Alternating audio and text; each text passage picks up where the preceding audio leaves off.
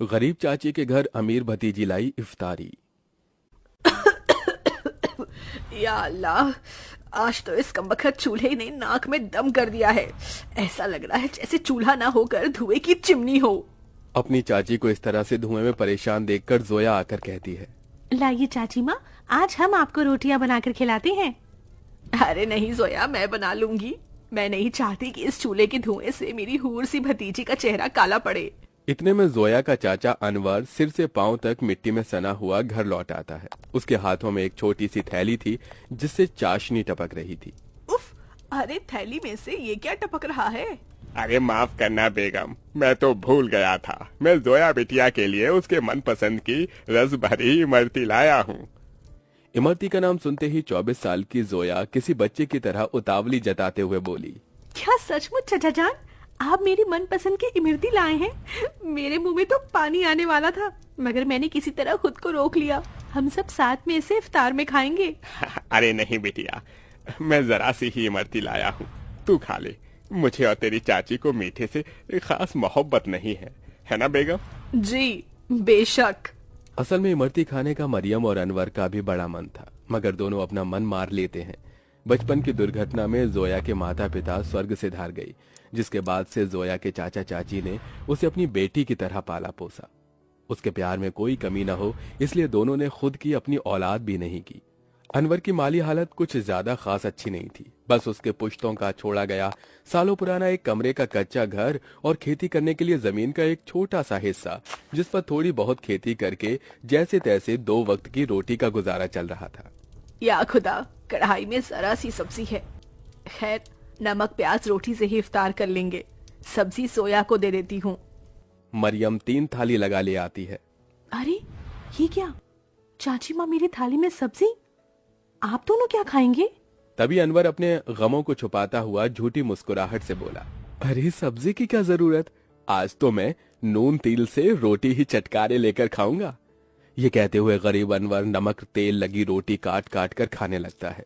अपनी गरीब चाचा चाची का ऐसा दुख देखकर जोया का कलेजा कचोट पड़ता है। वो रो पड़ती है। चाची माँ, चाचा जान, चलिए इन सब्जी में से खाइए। अरे इतनी थोड़ी खाऊंगी मैं। जोया के गरीब चाचा चाची को उसे जितना प्यार था उतना ही स्नेह उसे भी था। यूं ही दिन गुजरते हैं। सुनो जी, हमारी जोया अब सयानी हो गई है। हमें इसके निकाह के बारे में सोचना चाहिए। जोया, भाई और भाभी की अमानत है हम पर। मरियम, मैं तो दिन रात अल्लाह से एक ही दुआ मांगता हूँ कि मेरी भतीजी को अच्छा घर मिले। अनवर जोया के लिए रिश्ता ढूंढने लगता है, जो कि अमीर खानदान में हिना के बेटे से लग जाती है। अब शादी की तैयारी शुरू हो जाती है। अनवर, अभी तक जोया के निकाह का जोड़ा नहीं सिलाया। 2 रोज बाद उसकी रुखसती है। जानता हूँ बेगम, मगर जितना कर्ज लिया था वो खर्चा हो गया। मैंने तुमसे एक बात भी छिपाई है, मैंने अपनी जमीन बेच दी। क्या जमीन बेच दी? उसी से तो फकत अभी तलक हमारी रोजी रोटी चल रही थी। अब क्या करेंगे आगे? अल्लाह मियाँ बैठा है ना रोटी देने वाला। मरियम, कुछ तो कर लूंगा, लेकिन जोया हमारी इकलौती भतीजी है। उसका निकाह अच्छे से घर में हो जाए ताकि मन में कोई मलाल ना हो। जोया के गरीब चाचा चाची उसकी शादी के लिए अपनी खेती बाड़ी बेचकर उसकी विदाई करते हैं। चाचा चाची माँ, जा मेरी बच्ची, अल्लाह तुझे दोनों जहां की खुशियों और नेमतों से नवाजे।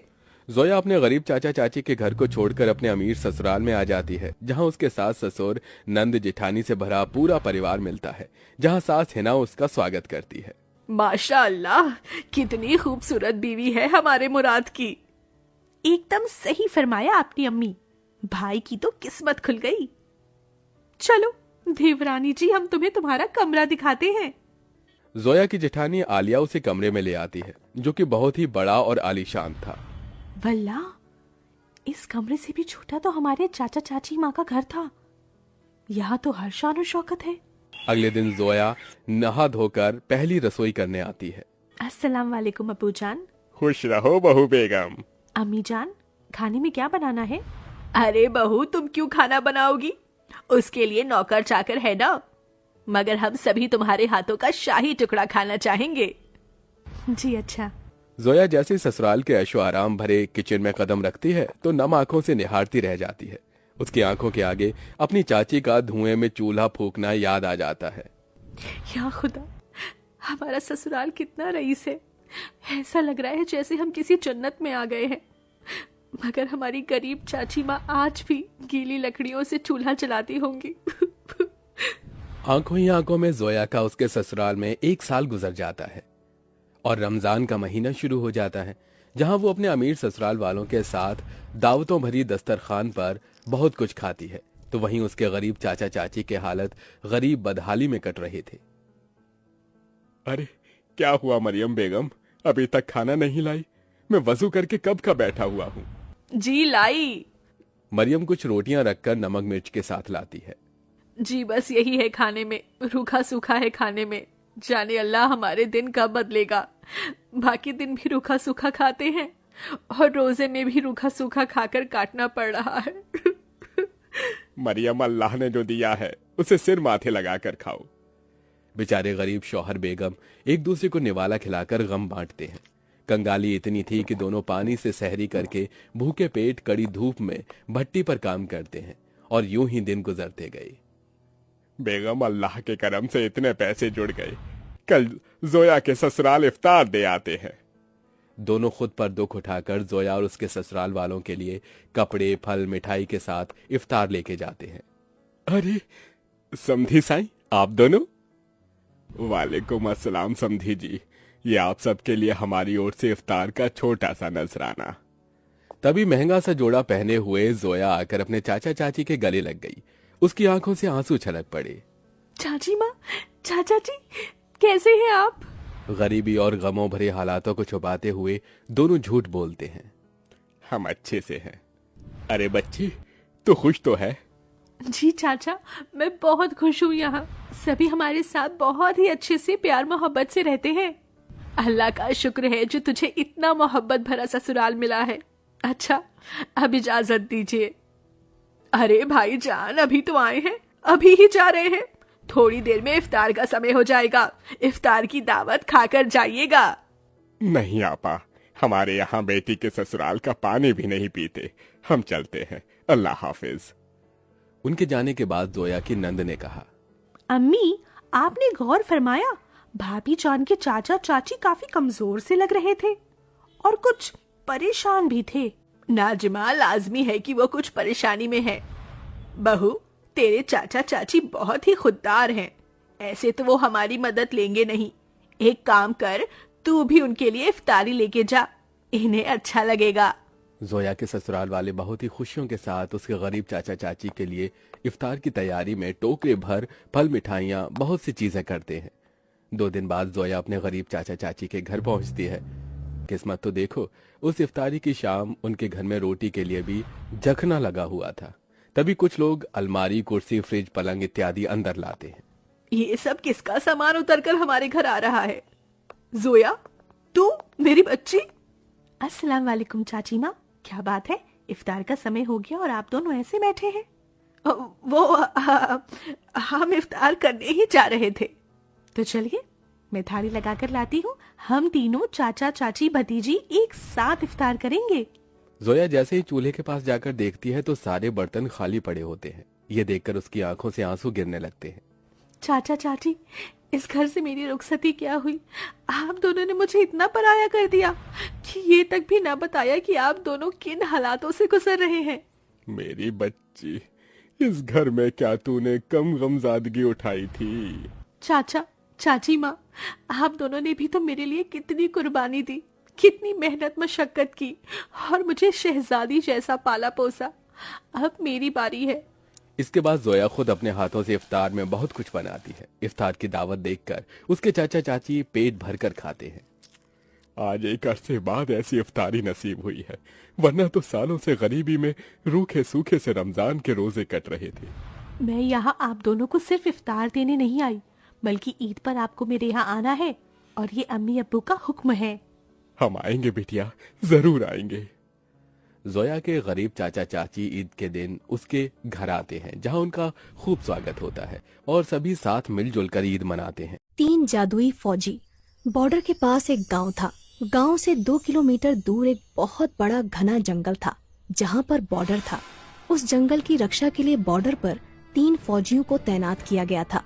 वो जंगल हजारों साल पुराना था। उस जंगल में बहुत ही खूंखार जानवर रहते थे। गांव वालों का मानना था कि जंगल की रक्षा स्वयं जंगल देवता करते हैं। वो तीनों फौजी दिन रात ड्यूटी करके बॉर्डर और जंगल की रक्षा करते थे। जंगल बहुत घना था, इसलिए हमेशा आतंकवादियों का खतरा बना रहता था। 3 फौजियों को बॉर्डर पर अलग अलग जगह तैनात किया गया था। वो तीनों पिछले 10 सालों से यहाँ पर ड्यूटी कर रहे थे। तीनों फौजियों की देशभक्ति और जंगल की रक्षा देखकर वन देवता बहुत प्रसन्न हो जाते हैं और एक दिन वन देवता अपनी वन देवी से कहते हैं, देवी, ये तीनों फौजी पिछले 10 सालों से हमारे जंगल की रक्षा कर रहे हैं। मैं इनकी कर्तव्य निष्ठा देखकर बहुत प्रसन्न हूँ और उन्हें कुछ वरदान देना चाहता हूँ। तब वन देवी कहती हैं, हे नाथ, आप बिल्कुल सही कह रहे हैं।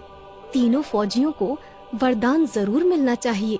वन देवता कहते हैं, तो फिर ठीक है देवी, मैं आज ही उन तीनों फौजियों से उनकी इच्छा पूछता हूँ और उन्हें इच्छा अनुसार वरदान देता हूँ। इतना कहकर वन देवता वहाँ से गायब हो जाते हैं और पहले वाले फौजी के पास पहुँच जाते हैं।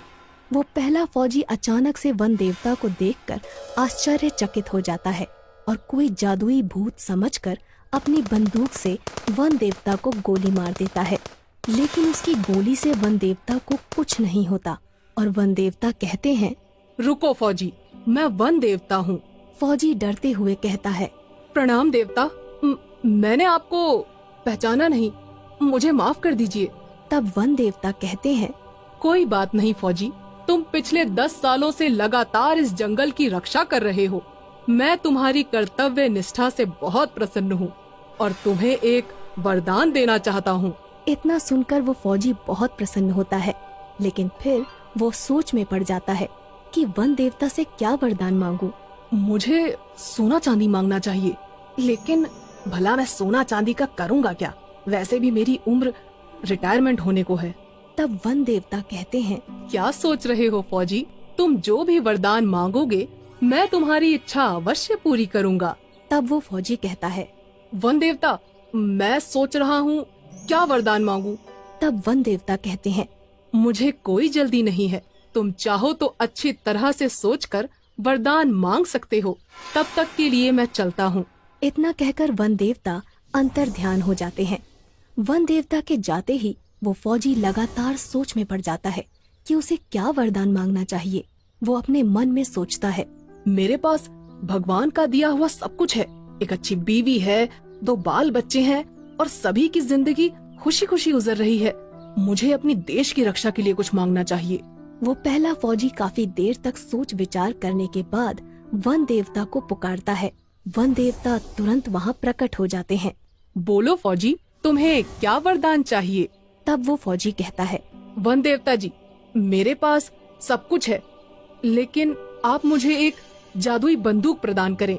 उस बंदूक से मैं जो कुछ भी मांगू मेरी वो इच्छा पूरी हो जाए। इसके बाद वन देवता कहते हैं, जैसी तुम्हारी इच्छा, मैं तुम्हें एक जादुई बंदूक प्रदान करता हूँ। इस बंदूक की मदद से तुम कुछ भी कर सकते हो। इसके बाद वन देवता उस फौजी को एक जादुई बंदूक प्रदान करते हैं और वहाँ से गायब हो जाते हैं। वन देवता के जाते ही वो पहला फौजी कहता है, मुझे इस जादुई बंदूक का टेस्ट करना चाहिए।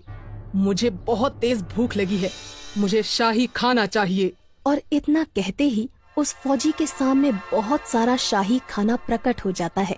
वो फौजी खाना खाने लगता है। इसके बाद वन देवता दूसरे फौजी के पास पहुंचते हैं। दूसरा फौजी उस समय जंगल के पास मौजूद एक तालाब में नहा रहा था। वन देवता को देखते ही वो फौजी थोड़ा घबरा जाता है और कहता है, अरे तुम कौन हो? तब वन देवता कहते हैं, घबराओ मत फौजी, मैं वन देवता हूँ। तुम पिछले 10 सालों से मेरे जंगल की देखभाल कर रहे हो। मैं तुम्हारी कर्तव्य निष्ठा से बहुत प्रसन्न हुआ हूँ और तुम्हें एक वरदान देना चाहता हूँ। तब वो दूसरा फौजी पानी से बाहर आता है और वन देवता को प्रणाम करते हुए कहता है, प्रणाम वन देवता, मेरे पास एक अच्छी नौकरी है, घर परिवार है, धन संपत्ति भी है, लेकिन मैं बहुत बूढ़ा हो गया हूँ, इसलिए मेरे शरीर में अब वो ताकत नहीं रही। तब वन देवता कहते हैं, तुम हमसे क्या चाहते हो फौजी? साफ साफ बताओ। तब वो दूसरा फौजी कहता है, वन देवता, आप मुझे एक जादुई छड़ी प्रदान करें जिससे मेरी हर इच्छा पूरी हो। वन देवता अपने जादू से एक जादुई छड़ी उस फौजी को दे देते हैं और वहाँ से गायब हो जाते हैं। जादुई छड़ी पाकर दूसरा फौजी बहुत खुश होता है और जादुई छड़ी से कहता है, हे जादुई छड़ी, मुझे फिर से जवान कर दो। और इतना कहते ही वो जादुई छड़ी उस फौजी को फिर से जवान और ताकतवर बना देती है। अपने ताकतवर शरीर को देखकर वो फौजी सब कुछ भूल जाता है और अहंकार में आकर जादुई छड़ी से कहता है, जादुई छड़ी, मेरे चारों तरफ बहुत सारे आतंकवादियों को खड़ा कर दो ताकि मैं सबको मार सकूं। इतना कहते ही उस फौजी के चारों तरफ बहुत सारे आतंकवादी प्रकट हो जाते हैं। फौजी अपनी बंदूक से एक आतंकवादी को गोली मार देता है, लेकिन इससे पहले कि वो फौजी सारे आतंकवादियों को गोली मारता, सभी आतंकवादी मिलकर उस फौजी पर गोलियां चलाने लगते हैं और उस फौजी की मौत हो जाती है। इसके बाद वन देवता तीसरे फौजी के पास पहुंच जाते हैं। इस समय तीसरा फौजी सो रहा था क्योंकि वो रात भर बॉर्डर पर ड्यूटी करता था। वन देवता उस तीसरे फौजी के सपने में आते हैं और कहते हैं, उठो फौजी, कुछ लोग जंगल में पेड़ काट रहे हैं, जाओ और जाकर उनको रोको। इतना सुनते ही वो तीसरा फौजी अचानक नींद से जाग जाता है, लेकिन उसे अपने आसपास कोई नहीं दिखाई देता। वो कहता है, कहीं मेरा सपना सच तो नहीं था, मुझे जंगल में जाकर देखना चाहिए। वो फौजी तुरंत अपनी बंदूक उठाकर अपने इलाके में छानबीन करने के लिए जंगल में निकल पड़ता है। तभी उसे सामने दो लोग पेड़ काटते हुए दिखाई देते हैं। फौजी चिल्लाकर कहता है, कौन हो तुम लोग और इस जंगल में आने की हिम्मत कैसे हुई? फौजी दौड़कर उन दोनों को पकड़ लेता है और कहता है, अगर आज के बाद तुम लोग इस जंगल में दिखाई दिए तो मैं तुम्हें पुलिस के हवाले कर दूंगा। इसके बाद वो दोनों आदमी वहाँ से भाग जाते हैं। तभी अचानक वन देवता वहाँ प्रकट हो जाते हैं। वाह फौजी वाह, तुम्हारी वजह से ये जंगल सुरक्षित है। मैं वन देवता हूँ और तुम्हारी कर्तव्य निष्ठा देखकर मैं तुम्हें एक वरदान देना चाहता हूँ। मांगो फौजी, तुम क्या मांगना चाहते हो? तीसरा फौजी थोड़ा सोच विचार करके वन देवता से कहता है, वन देवता, मैं जब भी अपनी वर्दी पहनकर बॉर्डर पे जाऊं तो मुझे कोई देख ना पाए। मैं अपनी वर्दी पहनकर गायब हो जाऊं। तब वन देवता कहते हैं, एक बार और सोच लो वत्स, तुम चाहो तो कुछ और भी मांग सकते हो। वो तीसरा फौजी थोड़ा अड़ियल था। वो वन देवता से यही वरदान देने को कहता है। वन देवता उसे वरदान देकर वहाँ से चले जाते हैं। अब वो फौजी जैसे ही अपनी वर्दी पहनता था, वो किसी को दिखाई नहीं देता था। तभी जंगल में वहाँ आतंकवादी आ जाते हैं, जो दूसरे फौजी ने जादुई छड़ी की मदद से प्रकट किए थे, और फौजी उन्हें देख लेता है। पर वो फौजी किसी को दिखाई नहीं देता क्योंकि उसने अपनी वर्दी पहन रखी थी। फौजी अपनी बंदूक उठाता है और एक एक करके सारे आतंकवादियों को मार देता है। ठंड में गरीब बाप की 5 बेटियों की विदाई। पूरी पूरी पूरी, गर्मा गर्म पूरी पूरी। जैसे ही आदमी पूरी से भरा परात लिए लाइन में आगे बढ़ता है, तभी ठंड से ठिठुरता गरीब शंकर अपनी पत्तल बढ़ाकर कहता है, अरे भाई, थोड़ी सब्जी और 2 पूरी डालना। जैसे वो आदमी पूरी देने लगता है, तभी पगड़ी पहने अमीर लालचंद वहां आकर उसे रोकते हुए कहता है, अरे ओ बिरजू, कोई जरूरत नहीं है इसको और पूरी देने की। क्यों रे शंकर, शर्म लाज सब धोकर पी गया है क्या? हाँ, तू घर में 5-5 जवान बेटियों को बिठाए रखा है और यहाँ दूसरे की बेटी की बारात में फ्री फंड का भोज खा रहा है। अरे तेरी सबसे बड़ी बेटी सुधा की जोड़ी की लड़कियां ब्याह करके कब की ससुराल चली गईं और बच्चों की मां बन गईं। तू कब ब्याहेगा अपनी बेटियां? अगर उनको ब्याहना तेरे बस में नहीं था तो 5-5 बेटियों को पैदा ही क्यों किया? मेरे माथे की पगड़ी देख रहा है, बड़े भाग से यह मौका मिलता है एक बाप को बेटी के ब्याह में पगड़ी पहनने का, समझा?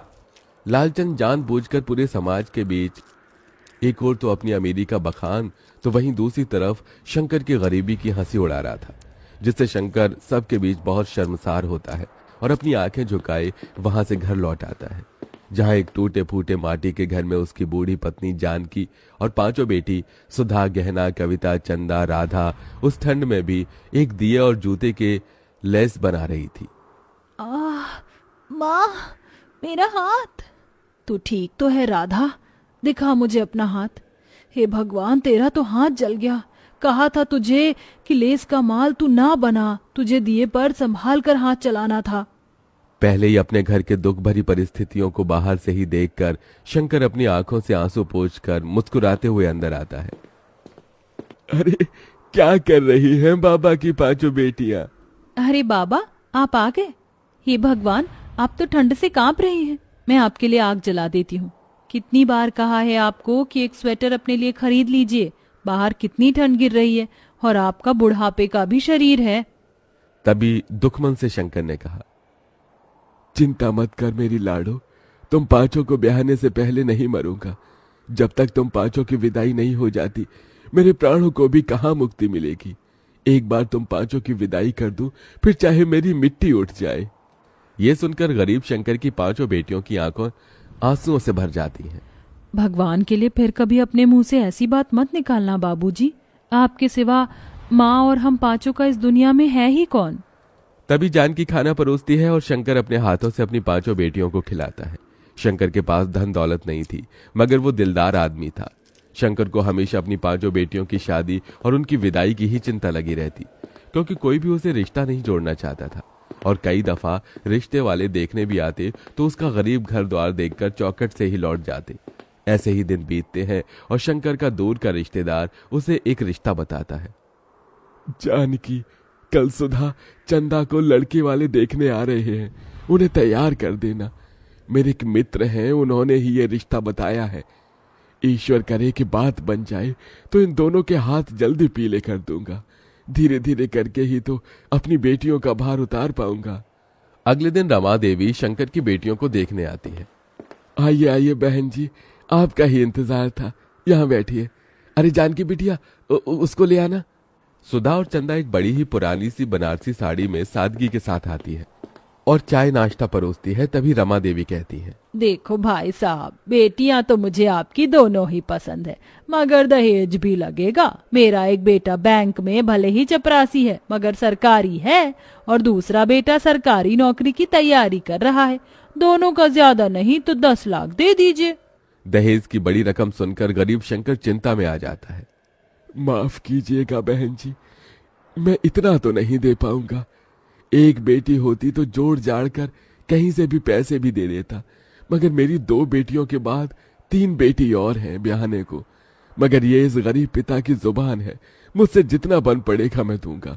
मैं दोनों के लिए 5 लाख तक दहेज दे दूंगा, और फिर बारात का खर्चा भी तो देखना है। रमा रिश्ता पक्का कर देती है। उसके जाने के बाद चिंता से भरी जानकी ने कहा, अजी 5 लाख रुपए कहाँ से ला कर देंगे, आप कुछ सोचा है? अरे खेत बेच दूंगा जानकी, 4-5 लाख रुपए तो मिल जाएंगे। कम से कम मेरी 2 बेटियों की विदाई तो हो जाएगी। लेकिन बाबा, खेत बेच दोगे तो खेती कहाँ करोगे? मजदूरी कर लूंगा। वैसे भी गरीब लोग लेबर माटी में लगे हुए हैं। बस तुम पांचों अपने घर द्वार चली जाओ। बेटी की विदाई के लिए मजबूर होकर शंकर अपना खेत बेच देता है, जिसके बदले उसे केवल 2 लाख ही मिलते हैं। पैसे कम पड़ने पर वो अपना घर भी गिरवी रखकर दहेज और बारात का सारा इंतजाम करता है। रमा बारात लेके आती तो है। सभी बाराती ठंड के गर्म कोट, जैकेट, स्वेटर पहने आते हैं, तो वहीं गरीब शंकर धोती और पतले पुराने से कुर्ते, जो कि जगह जगह से फटा होता है, उसमें ठिठुरता हुआ हाथ जोड़े बारातियों का स्वागत करता है। मगर एकदम से रमा की शर्त पलट जाती है। अरे रमा जी, आपने मुझे वचन दिया था, आप ऐसे कैसे बात से मुकर रही हैं? देखो भाई, 10 लाख रुपए से दहेज का 1 पैसा कम नहीं लगेगा। अगर तुम दे सकते हो तो कहो, नहीं तो बारात वापस लेकर जाते हैं। शंकर डबडबाई आंखों से मंडप में दुल्हन बनी बैठी अपनी बेटी को देखकर अपनी पगड़ी उतारकर रमा के पैरों में रख देता है। मैंने अपनी इज्जत आपके पैरों में रख दी है, दया कीजिए। अगर ये शादी नहीं हुई तो लोग मुझे और मेरी बेटियों को जीने नहीं देंगे। रमा पगड़ी को पैर मारकर चली जाती है, तो वहीं समाज भी शंकर पर थू थू करने लगता है। तो वहीं कुछ दिन बाद कर्जदार भी उसका घर तक छीन लेते हैं, और अब शंकर अपनी पत्नी और 5 बेटियों के साथ ठंड में सड़कों पर भटकने लगता है, और सब एक कचरेदान के पास आकर पाइपलाइन में रहने लगते हैं। अगले दिन शंकर ठंड में भी काम ढूंढने निकल पड़ता है। बाबूजी, आप कहाँ जा रहे हैं? काम ढूंढने जा रहा हूँ। मगर बाबा, बाहर इतनी ठंड गिर रही है। अगर ठंड देखूंगा तो जीवन भर भी इस गरीबी में तुम पांचों की विदाई नहीं कर सकूंगा। पिताजी, अब हम पांचों भी आपके साथ मेहनत करेंगे। जब इस भयंकर ठंड में बूढ़े होकर आप काम करेंगे तो हम जवान होकर क्यों नहीं। थोड़ी दूर जाने के बाद शंकर को सड़क बनाने में काम मिलता है, जहां मजदूरों की जरूरत होती है। अब शंकर और उसकी बेटी कड़कड़ाती ठंड में मेहनत करने लगती है। तभी एक दिन ठंड से सड़क पर बहुत कुहासा छाया होता है, जिससे एक महंगी गाड़ी आगे आकर खंबे से टकरा जाती है। पांचों बहनें आकर गाड़ी में से एक औरत को निकालती हैं। दीदी, इन माजी के सर से तो खून बह रहा है, इन्हें पट्टी बांधनी होगी। चंदा, चल इन्हें घर ले चलते हैं। शंकर का परिवार अंजना की बहुत देखभाल करता है। वहीं बातों बातों में शंकर अपना दुख उससे बांटता है और फिर, भाई साहब, भगवान ने आपकी पांचों बेटियों को मेरे बेटों के लिए ही बनाया है। मैं इन्हें अपने घर की बहू बनाना चाहती हूँ। यह सुनकर शंकर की आंखों से खुशी के आंसू छलक पड़े। बहन जी, मैंने कभी सपने में भी नहीं सोचा था कि मेरी पांचों बेटियों का रिश्ता इतने बड़े घर द्वार में लगेगा। बहुत ही ऊंचा भाग्य है तुम्हारा मेरी बच्चियों, जो अंजना जी ने तुम पांचों को पसंद किया है। मगर मुझ गरीब के पास देने को दहेज नहीं बहन जी। मेरी पांचों बेटियां ही मेरे जीवन भर की पूंजी हैं। भाई साहब, आप बस अपनी बेटियों को एक जोड़े में विदा कर दीजिए, मुझे और कुछ नहीं चाहिए।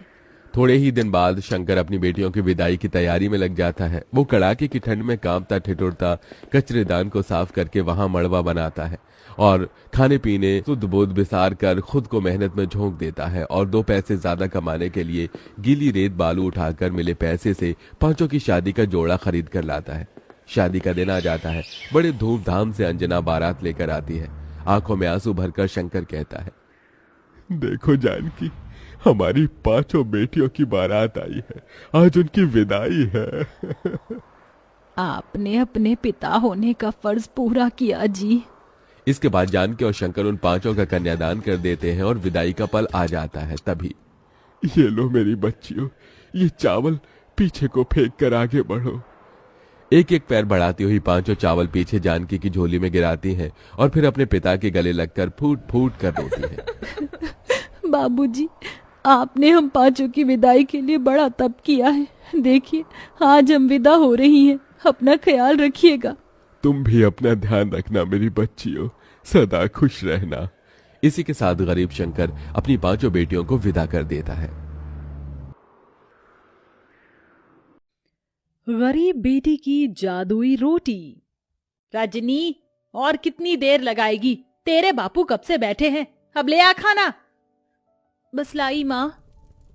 रजनी को खाना लाता देखकर पिता किशन ने मुस्कुराहट से पूछा, अरे आज मेरी बिटिया ने क्या क्या बनाया है? बाबा, मैंने आपके लिए भिंडी की भुजिया बनाई है और सूखे आलू भी। फिर तो आज मैं पेट भर कर रोटी खाऊंगा। 2 तरह की सब्जी बनी देखकर ललिता बड़बड़ा उठती है। अरे लड़की, 2 टाइम की सब्जी एक ही बार में क्यों बना दी तूने? एक तो ऐसे ही तेरे बाबा की कमाई धमाई नहीं है और महंगाई इतनी है। जाने दो ललिता, अब तो बना दिया बिटिया ने। कल को ब्याह कर अपने ससुराल चली जाएगी ना, तो बहुत रोगी तुम। अब गुस्सा थूक दो और बिटिया के हाथों का खाओ। ये लो। किशन जैसे ही खाने का निवाला ललिता को खिलाता है, ललिता का मुंह चढ़ जाता है।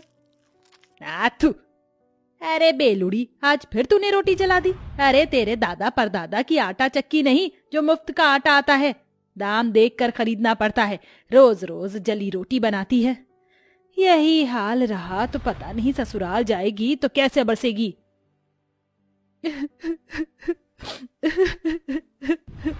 अरे बिटिया, तू रो क्यों रही है? तेरी माँ तेरे भले के लिए ही कह रही है ना।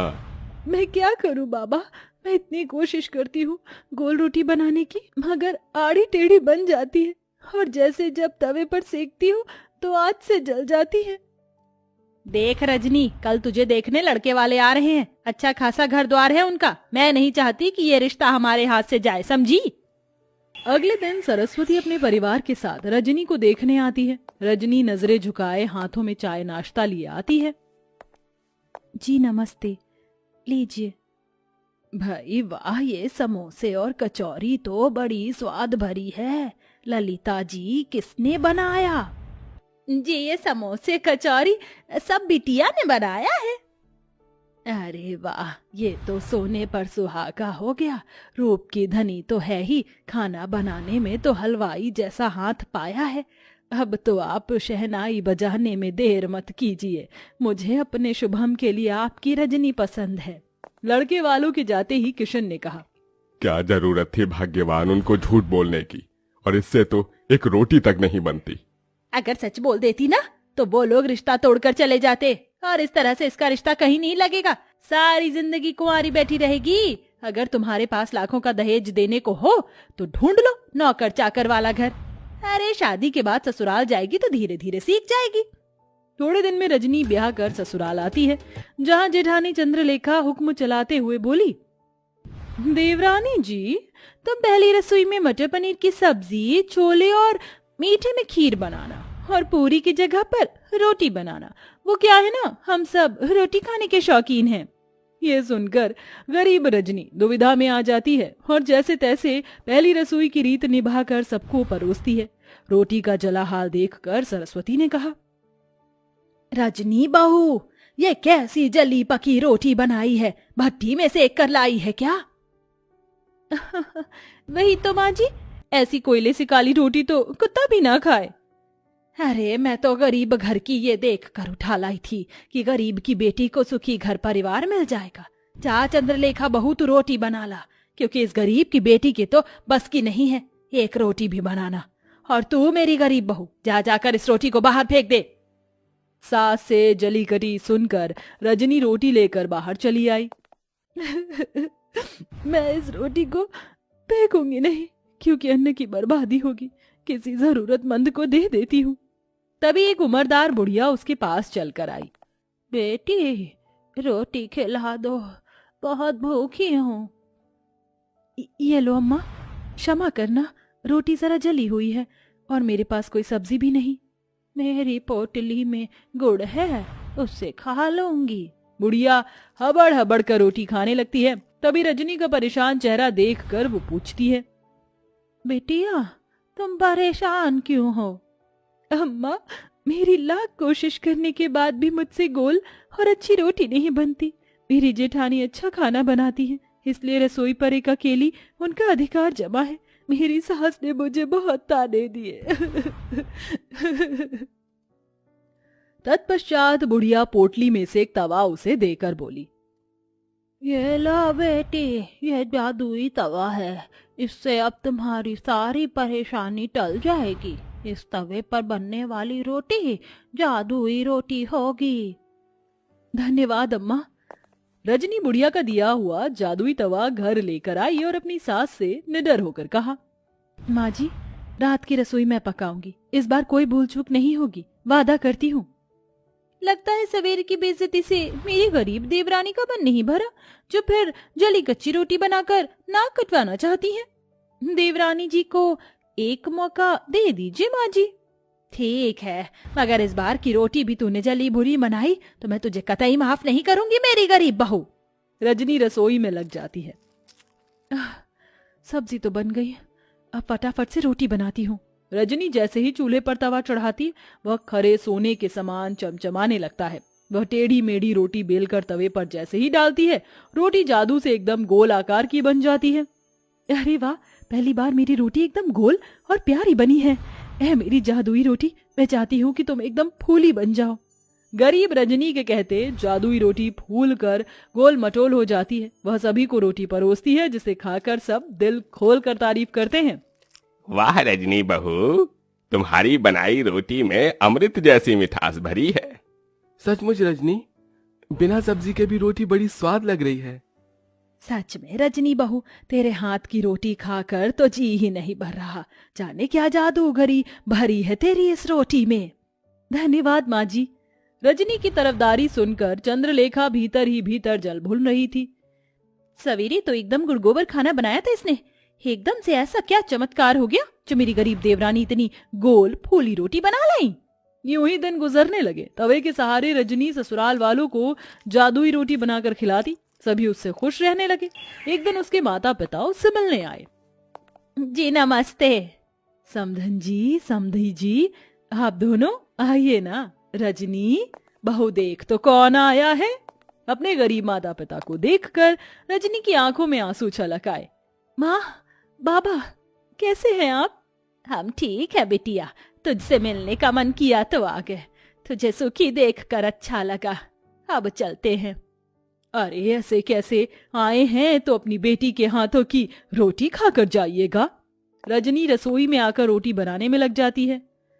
आज मौका अच्छा है, जाकर देखती हूँ ये माजरा क्या है। चंद्रलेखा बहू, कहाँ चल दी? जाकर हल्दीराम से मिठाई समोसे ले आओ। जी माँ जी। इस गरीब देवरानी की किस्मत इतनी अच्छी है, आज भी बच गई। रजनी फट से अम्मा का दिया हुआ जादुई तवा चढ़ाती है। वह चमचमा उठता है। रजनी बेली हुई रोटी तवे पर डालकर कहती है, ऐ मेरी जादुई रोटी, खूब फूलो फलो। ये कहते ही चमत्कार से जादुई रोटी तवे पर फुदक फुदक कर फूल जाती है। तभी माँ ललिता रसोई में आ जाती है। माँ, तुमने मेरी जान निकाल दी। अरे वाह रजनी, तू तो बड़ी अच्छी रोटी बनाने लगी। तभी जादुई रोटी खुद पर इतराई और कहा, वो तो बनी ही थी, हम जादुई रोटी जो है।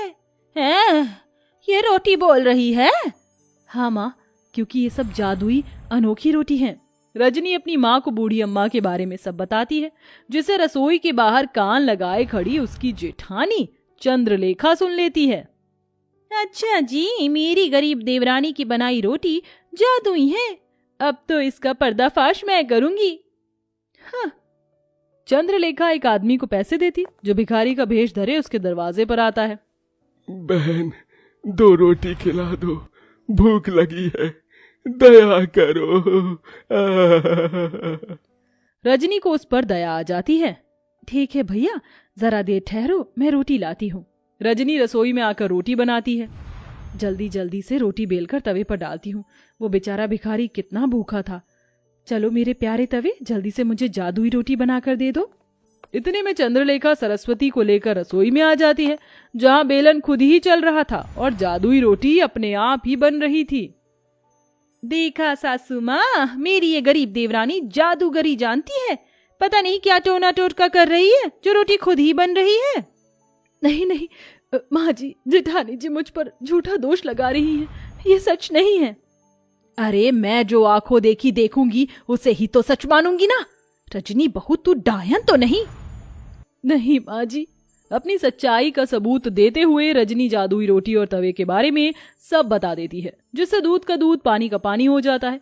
इसके साथ तवे का जादू भी चला जाता है।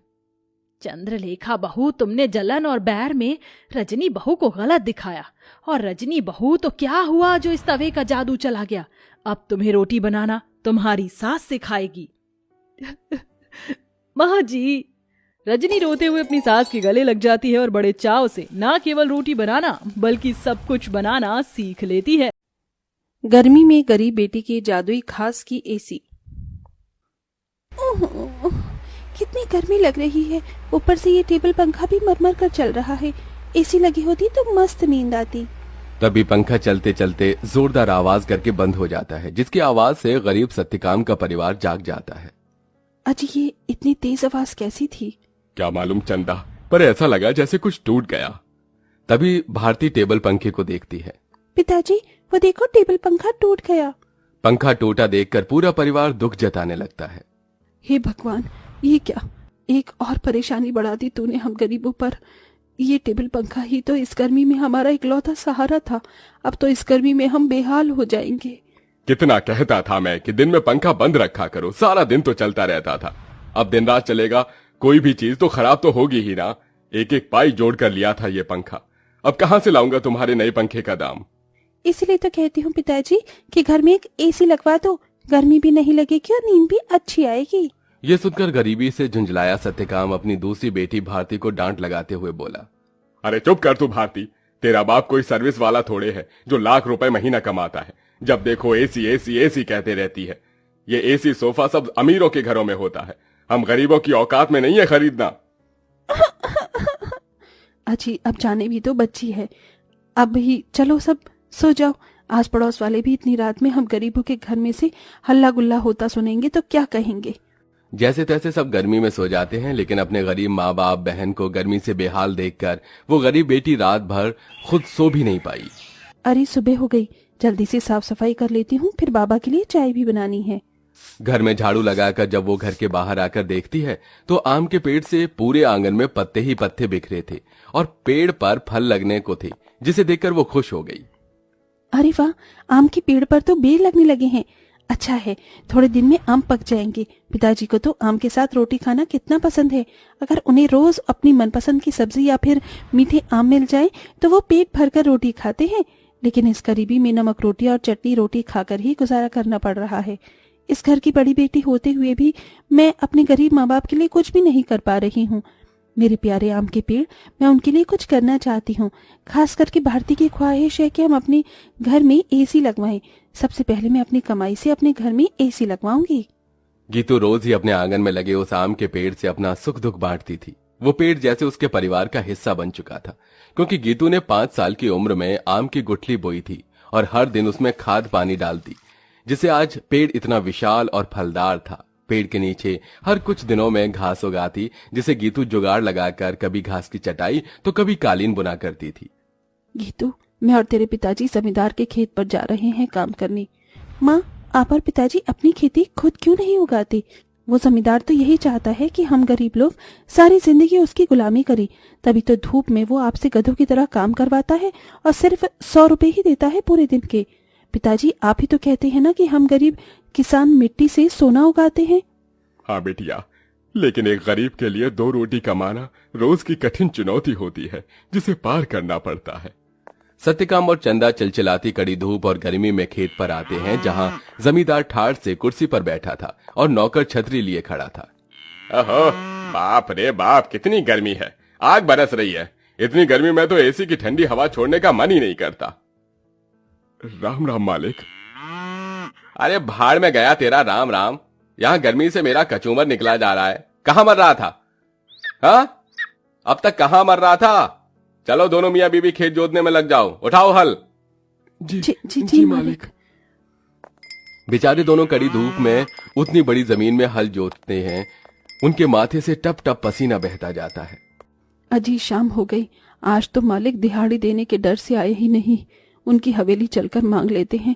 पंखा ठीक भी तो कराना है, वरना गर्मी में गुजारा नहीं होगा। दोनों जमींदार के घर आते हैं, जहां जमींदार पांव पसारे एसी की चिल्ड ठंडी ठंडी हवा खा रहा था। ओहो, क्या मजा आ रहा है। हा, एसी में भैया मजा बहुत है।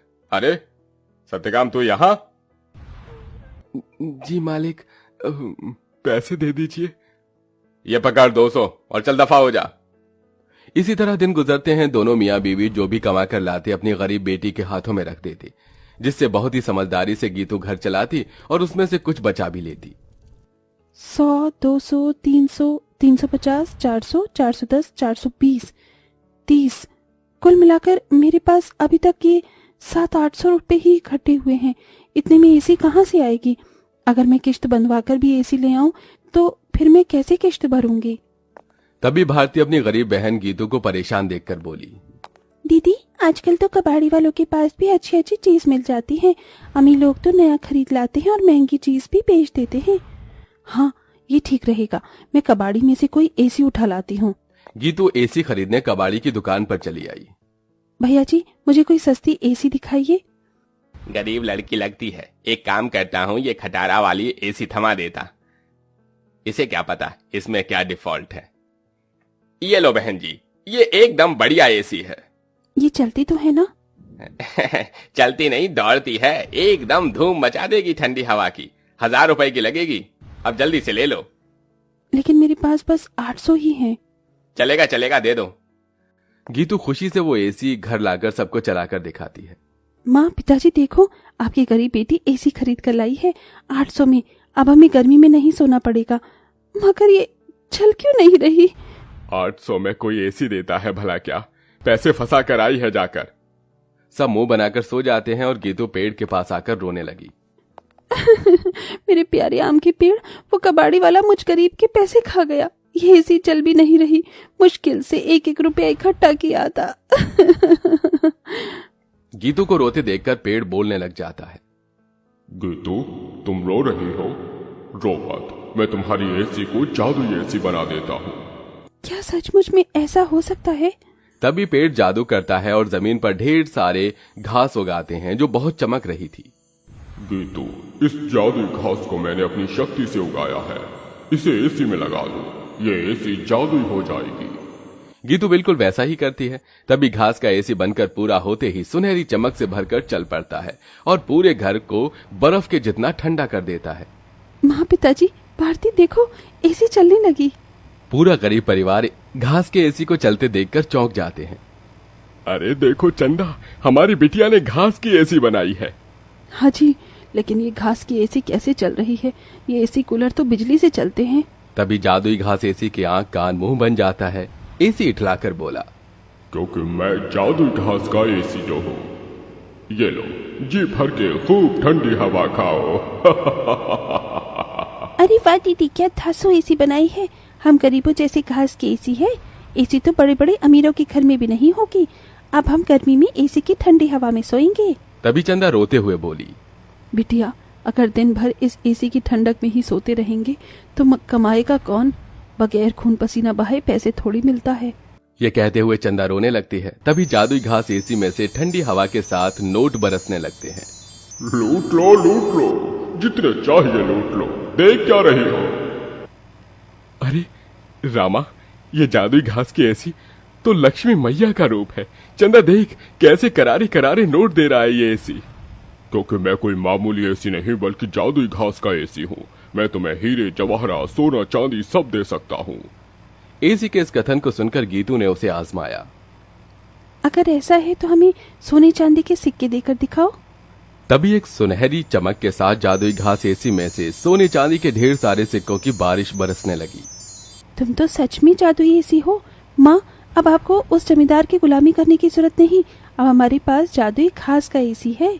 दोनों मियाँ बीबी खुशी से फूट फूट कर रोए। चंदा देखो, अब हमें और दुख नहीं काटना पड़ेगा, न किसी की ये गालियां खाकर गुलामी करनी होगी। ये जादुई घास की एसी हमें बंधुआई से छुटकारा दिलाने आई है हमारे घर। जाओ सत्यकाम, इन सिक्कों से कर्ज चुका दो। सत्यकाम ने जादुई घास एसी से मिले सिक्कों को बेचकर सबका कर्जा भर दिया और उसने पंखा, कूलर, एसी की अपनी दुकान खोली, जिससे गरीब भी कम दाम पर एसी खरीद सके। उस गरीब बेटी के बनाई जादुई घास एसी ने उसके गरीब परिवार का भाग्य बदल दिया। गोरी बहन की शादी। विद्या बेटी, ये ले, ये साड़ी पहनकर तैयार हो जा। ये बादामी रंग तेरे गोरे रंग पे खूब खिलेगा। और हाँ, अच्छे से मेकअप करना ताकि लड़के वाले तुझे देखें तो देखते ही रह जाए। ठीक है मेरी प्यारी माँ। तभी बाहर से कांच टूटने की आवाज आती है। मालती गुस्से में बौखलाकर बाहर आती है जहां कंचन पोछा लगा रही थी। मालती को देखते ही कंचन सहम सी गई। क्यों री काली करमजली, आज मेरी बेटी के लिए कितना बड़ा दिन है। तूने जानबूझकर इस शुभ घड़ी में कांच तोड़ दिया। नहीं माँ, मैं तो पोछा लगा रही थी, गलती से गुलदस्ता गिर गया। कहते हुए कंचन कपकपाई जा रही थी क्योंकि उस दिन बड़ी ठंड थी। क्यों री, हाथों में जान नहीं है क्या? खाने को तो 10-10 रोटी एक बार में खा जाती है। अच्छे से पोछा लगा, फर्श एकदम चमकना चाहिए, और उसके बाद चाय, समोसे, नाश्ता भी बना देना। ये कहते हुए मालती जानबूझकर उस बेचारी के पैरों पर से चढ़कर चली जाती है, जिससे कड़ाके की ठंड के मौसम में उस बेचारी की चीख निकल जाती है। माँ मेरा हाथ। कंचन के साथ ऐसा जुल्म होता देखकर बिछौने पर लकवे में पड़े वासुदेव की आंखों से टप टप आंसू चूने लगते हैं।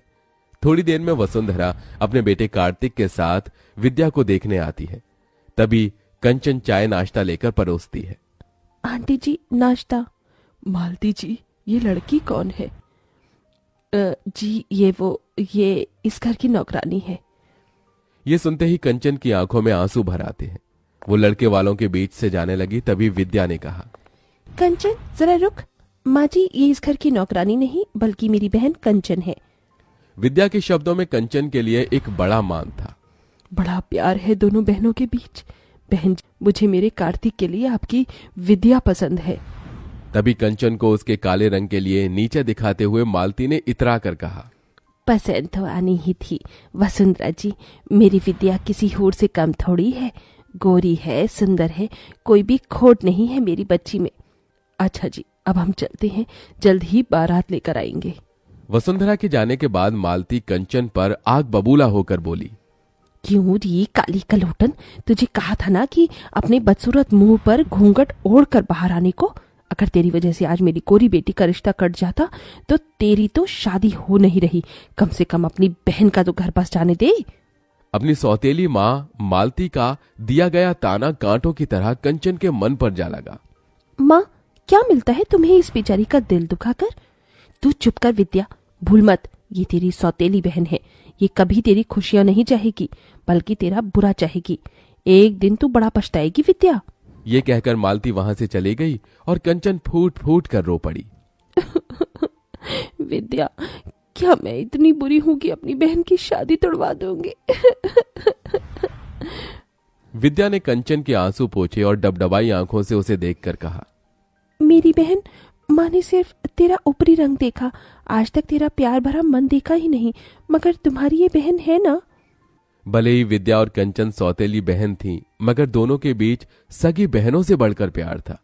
हालांकि विद्या गोरी सुंदर थी और कंचन काली, मगर उसके बाल उतने ही लंबे काले। वसुदेव ने अपनी पहली पत्नी सुलोचना के मरने के बाद मालती से दूसरी शादी की। हालांकि दोनों का यह पुनर्विवाह था। मालती अपनी बेटी विद्या को साथ लेकर आई। विद्या ने तो कंचन को अपनी बहन मान लिया था, मगर मालती कंचन के काले रंग की वजह से उसे बेटी न ही मान सकी और न ही अपना सकी। यह भेदभाव वसुदेव से देखा नहीं गया और वो सदमे में चले गई।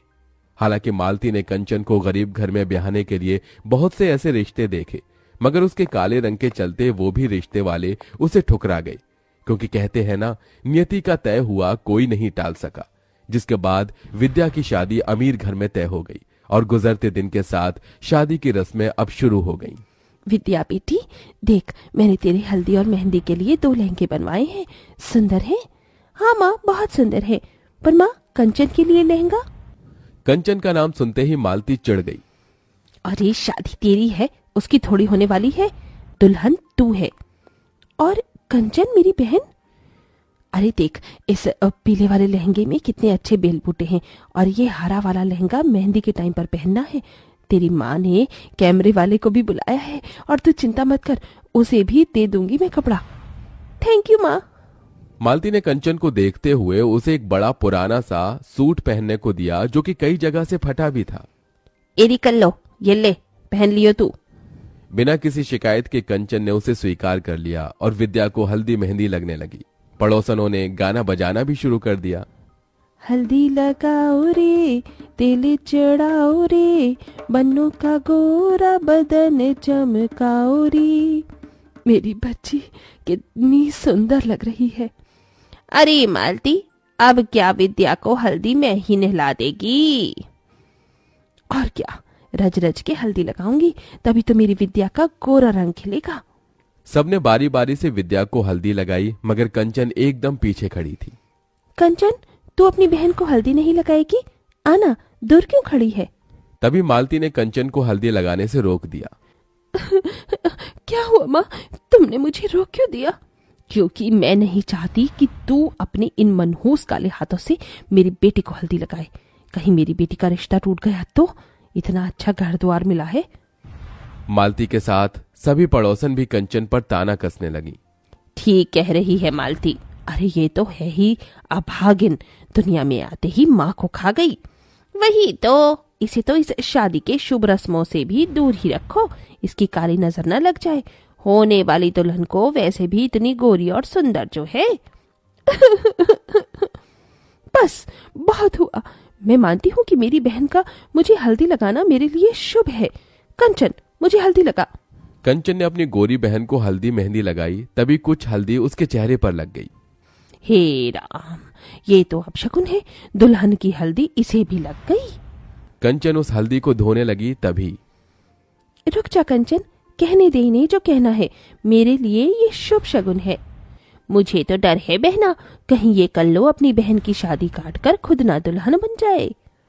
ये सुनकर तो जैसे मालती के मन में डर बैठ गया। शादी का दिन भी आ गया। कंचन विद्या के लिए खुश भी थी और उदास भी।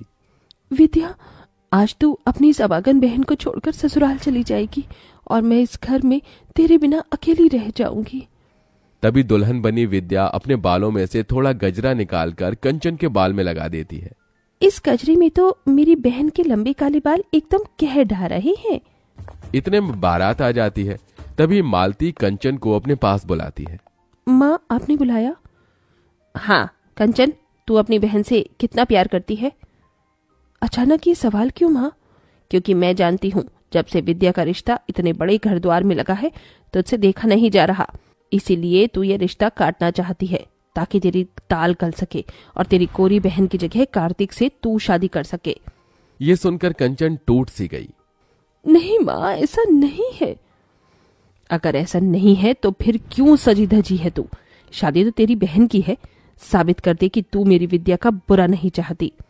और फिर कंचन ने वहां रखा गमला अपने पैरों पर गिरा लिया, जिससे कि ठंड के उस मौसम में वो तड़प गई। माँ, लो माँ, इस बदनसीब बहन ने साबित कर दिया। आप अगर चाहती हैं कि मैं विद्या की शादी में शामिल न हूं तो मैं नहीं जाऊंगी माँ।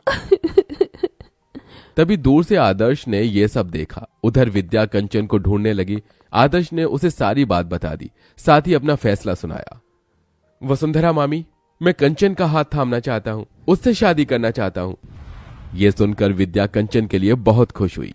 देखा माँ, जिसकी जोड़ी जब लगनी होती है ऊपर वाला उसे मिला ही देता है। देखो, मेरी बहन का खुशियों भरा भाग्य उसके सामने खड़ा है।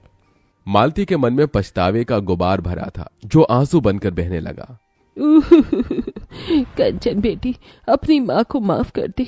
मेरा ही मन मैला था, इसलिए विद्या के लिए तेरा प्यार कभी देख न सकी। बोल, तेरे लिए क्या करूं? बस इतना कर दो माँ कि आज अपनी इस बेटी को मायके की चुनरी ओढ़ाकर विदा कर दो। ये सुनकर सभी का दिल निकल आया, जिसके बाद कंचन का कन्यादान उसकी गोरी बहन के साथ उसी मंडप में हो गया और दोनों विदा हो गईं।